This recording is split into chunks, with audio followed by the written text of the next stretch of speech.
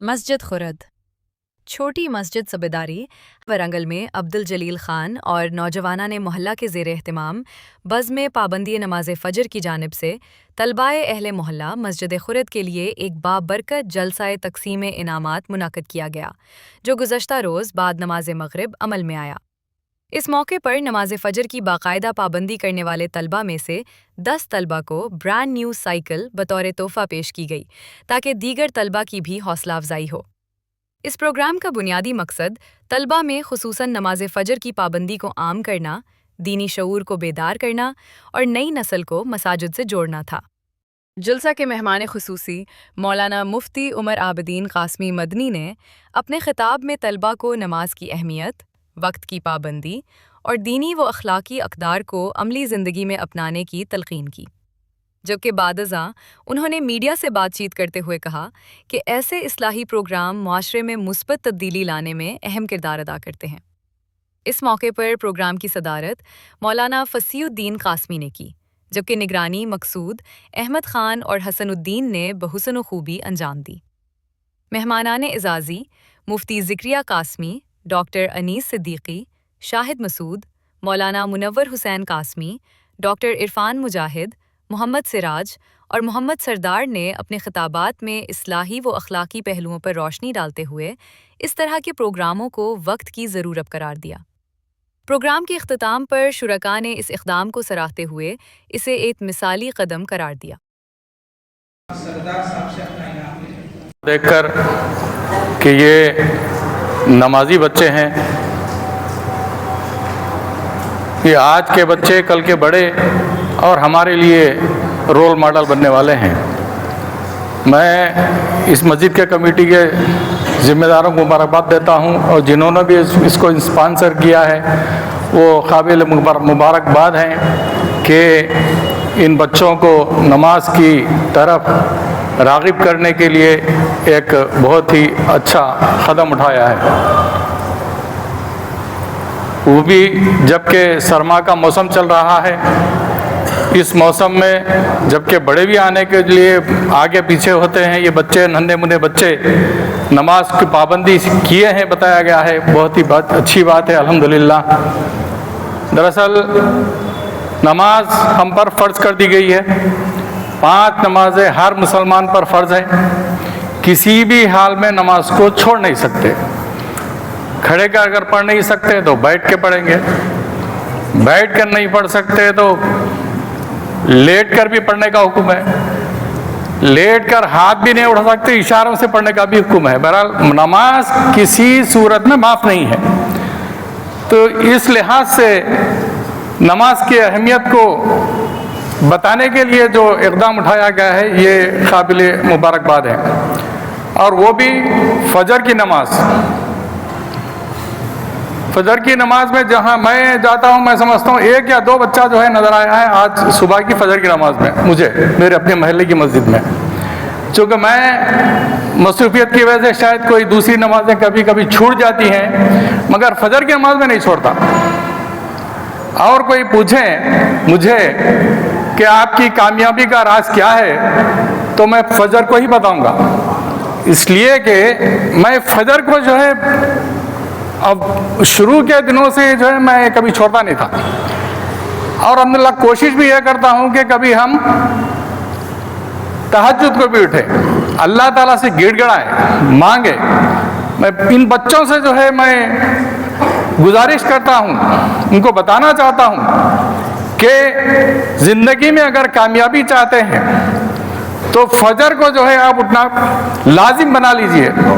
مبارکباد کے مستحق ہیں یقیناً، اس لیے کہ آپ کو نمازوں کی پابندی کرائی گئی ہے، ورنہ اگر اس طرح سے کرائی نہ جاتی ہوتی تو آپ بھی اس کڑاکے کی سردیوں میں گرم گرم بستر میں نیند کا مزہ لیتے ہوتے، لیکن انتظامیہ نے آپ کو یہاں پر مدعو کیا تاکہ یہ ایک ایسی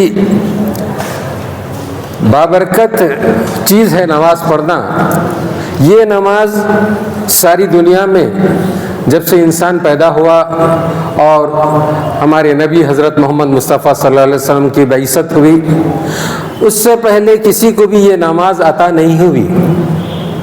آپ غور فرمائیے کہ آپ کو یہ جو نمازیں ملی ہیں، یہ اللہ سبحانہ و تعالیٰ کی جانب سے ایک تحفہ ملا ہے، ہمارے نبی حضرت محمد مصطفیٰ صلی اللہ علیہ وسلم کے توسط سے آپ کو ملا ہے۔ تو اس کی کتنی بڑی اہمیت ہے ہماری اس امت کے لیے، اس بات کا آپ کو اندازہ ہو جانا چاہیے۔ اور کب ملی یہ نماز کی نعمت ہم تمام مسلمانوں کو؟ آپ میں سے کوئی بول سکتے بچے؟ یہ جو مہینہ چل رہا ہے اسی کا ہے۔ شب معراج میں ہمارے حضور حضرت محمد مصطفیٰ صلی اللہ علیہ وسلم جب 7ویں آسمان میں بلائے گئے تھے تو وہاں پر تحفتاً یہ نماز انہیں عطا کی گئی ہے۔ انہی کے طفیل میں آج اور ہم یہ نمازوں کو ادا کر رہے ہیں۔ تو یہ نماز کوئی معمولی بات نہیں ہے جناب، یہ نماز وہ ہے جو آپ کو تحفتاً اللہ سبحانہ و تعالیٰ کی جانب سے عطا ہوئی۔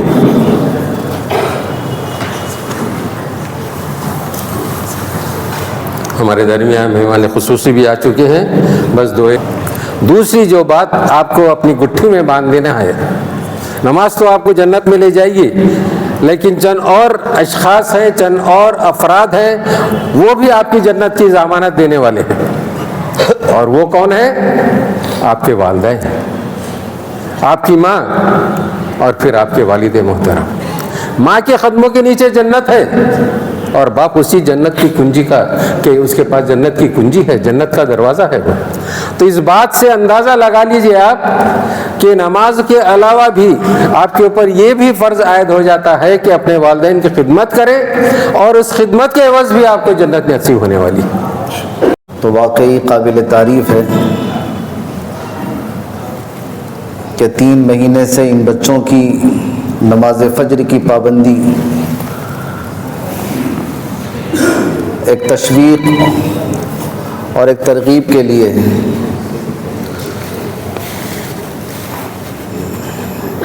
بلکہ اس موقع پر میں یہ کہوں کہ ہمارے اپنے نونہال چھوٹے طلباء موسم کی سختی کے باوجود انہوں نے فجر کی پابندی کی۔ ہمارے اپنے محلے کے ایسے نوجوان جو صحت مند بھی ہے، تندرست بھی ہے، توانا بھی ہے، جن کی راتیں 2-3 بجے تک چبوتروں پر گزرتی ہیں، اور جن کی نماز فجر کا کچھ عطا پتہ نہیں ہے، ایسوں کے لیے بھی کچھ انتظام ہونا چاہیے۔ اس وقت کا ہمارا بہت بڑا قیمتی سرمایہ جو یوتھ ہے، نوجوان ہے، ایک بے شعوری، لاشعوری کی زندگی گزار رہا ہے۔ نماز، اور اس میں بھی نماز فجر، اگر واقعی کوئی اس کا اہتمام کر لے، فضائل تو اس کو حاصل ہی ہوں گے، لیکن اس کے ساتھ اس کے اپنے وجدان میں، اس کے اپنے ادراک میں، اس کے اپنے احساس و شعور کے اندر جو بیداری پیدا ہوگی وہ تصور نہیں کر سکتے۔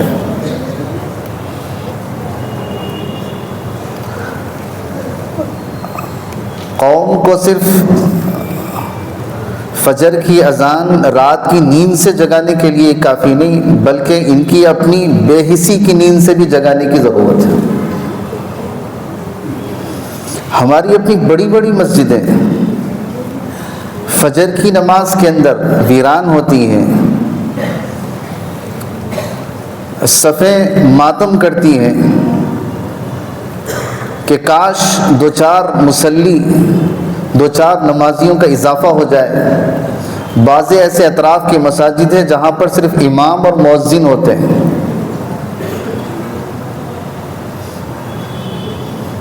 اور ہم اس عظیم الشان اسلامی رکن کی یہ حالت ہم نے کی ہے، تو ظاہر بات ہے آفتیں اور پھر کوڑے نہیں برسیں گے تو کیا ہوگا۔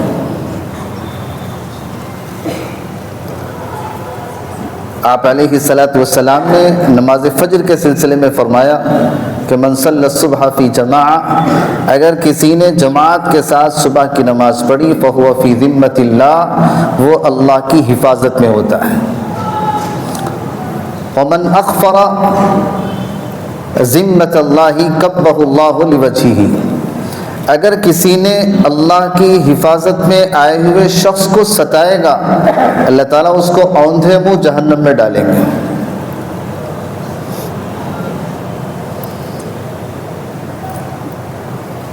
تو بڑی خوشی ہے کہ ہمارے اپنے طلباء، ہمارے اپنے بچے، ہمارے اپنے نونہال جنہوں نے 3 مہینے پابندی کے ساتھ مستقل سے بہت مختلف ہے اور بڑی اہمیت کا حامل ہے کہ ہم اور آپ ایک ایسے جشن ربانی کے لیے جمع ہوئے ہیں جو ہمارے سماج میں بہت کم پیش آتا ہے۔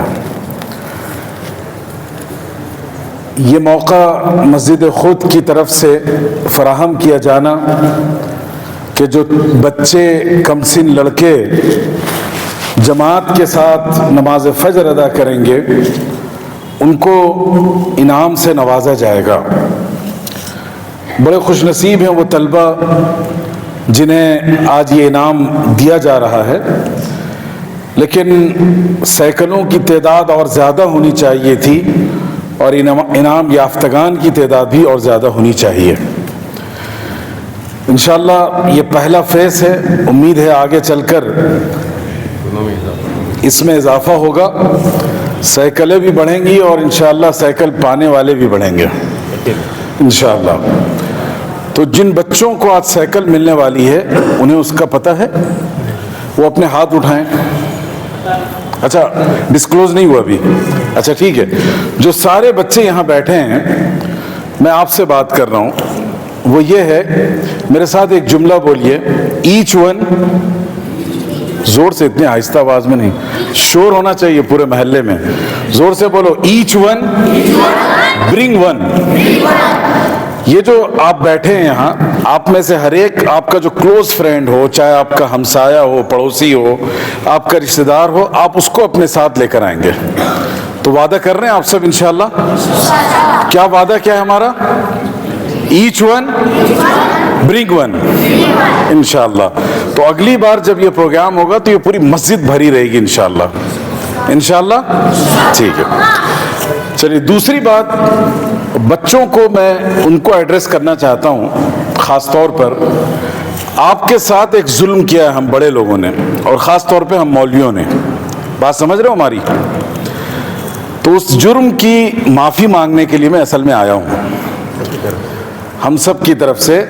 جرم یہ ہے کہ یہاں علماء بیٹھے ہیں، مفتی زکریا صاحب ہیں اور دیگر اہل علم بیٹھے ہیں، ہمارے ہاں ایک سوال کیا جاتا ہے کہ چھوٹے بچوں کو مسجد میں لایا جا سکتا ہے یا نہیں لایا جا سکتا، اور اکثر مفتی آپ کو فتویٰ دے دیں گے کہ مکروہ ہے۔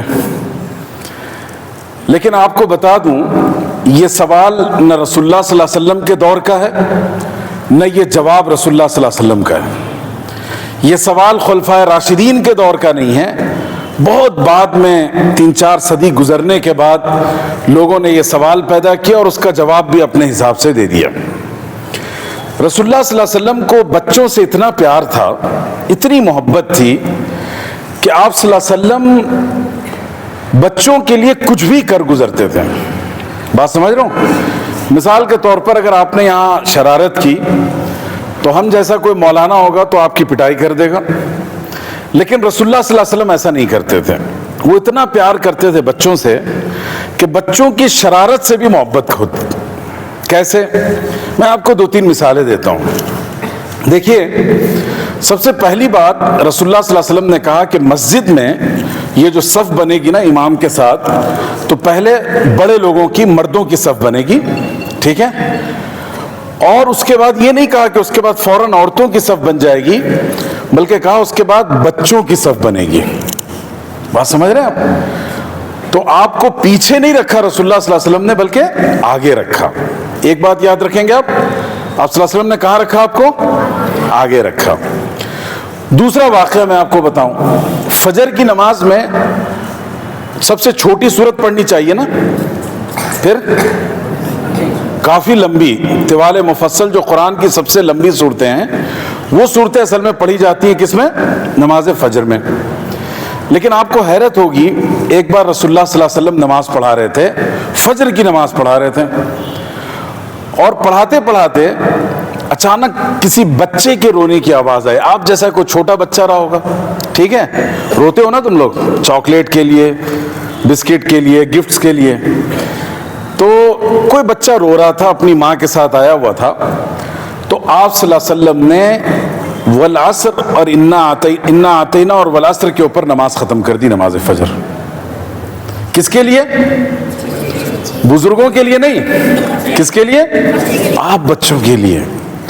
بتائیے، نماز میں سنت ہے فجر میں لمبی رکعتیں پڑھنا، اور رسول اللہ صلی اللہ علیہ وسلم نے سب ختم کر دیا. کہا بیچارہ ایک پیارا سا بچہ رو رہا ہے، چلو میں اپنی نماز ختم کر دوں. تو والعصر اور انا آتینا پر آپ صلی اللہ علیہ وسلم نے نماز ختم کر دی.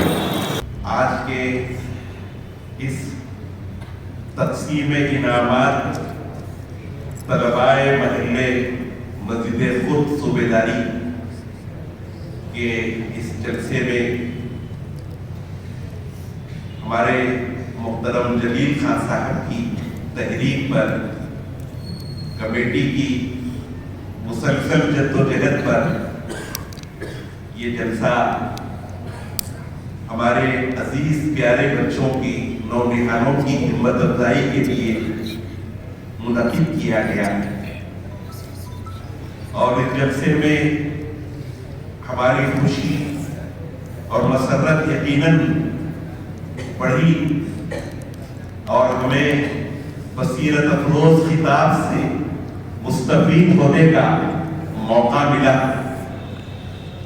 کہ ان حضرات نے، جلیل خان صاحب نے خاص طور پر حضرت مولانا مفتی عمر عابدین صاحب کو ہمارے جلسے میں شرکت کی دعوت دی. اپنی عظیم الفرصتی کے باوجود آپ تشریف لائے، ہمیں اپنے بصیرت افروز خطاب سے، اس موضوع سے انصاف کرتے ہوئے عام فہم انداز میں بچوں کو عصری اسلوب میں، دل کو چھو لینے والے اسلوب میں بچوں کے ذہن کے تاروں کو جھنجھوڑا، اور ہمیں بہت سی قرآن و سنت کی روشنی میں نماز کی اہمیت، مساجد کی اہمیت پر اور ہماری ذمہ داریوں کو یاد دیا. اللہ تعالیٰ ان تمام ہمارے محسنین کو جزائے خیر عطا فرمائے. مجھ جیسے ہیج مدہ کو ان کی محبت اور مہربانی تھی. مجھے جلسے کی ایک ذمہ داری بحیثیت صدر کے مجھے اس جلسے کا صدر منتخب کیا. ایک کی محبت، بہت سے قابل حضرات یہاں تشریف فرما ہیں، مسجد کے صدر محترم ہیں، اسی طریقے سے جنرل سیکرٹری صاحب ہیں، اور علماء و مفتیان کرام بھی ہیں. بہرحال یہ ان کی محبت ہے. میں تفصیلی نام لیے بغیر میں اتنا عرض کروں گا بہت مختصر وقت میں کہ دلوں کی غذا، روح کی غذا اللہ تعالیٰ فرماتے ہیں کہ وہ کیا ہے؟ روح کی غذا وہ اللہ کی عبادت، اللہ کا ذکر ہے. جو اللہ کے ذکر سے جو دل غافل ہوتے ہیں وہ بھٹک جاتے ہیں، بہک جاتے ہیں، منشیات میں چرس اور گانجے کی لت میں مبتلا ہو جاتے ہیں. ان کے دل میں کوئی خوف اللہ کا نہیں رہتا. انسان کے جسم کے دو حصے، دو روح ہیں. آپ جانتے ہیں بچوں کہ ایک بدن ہے، انسان کا جسم، ایک روح ہے. یہ بدن تو فنا ہونے والا ہے اور ختم ہونے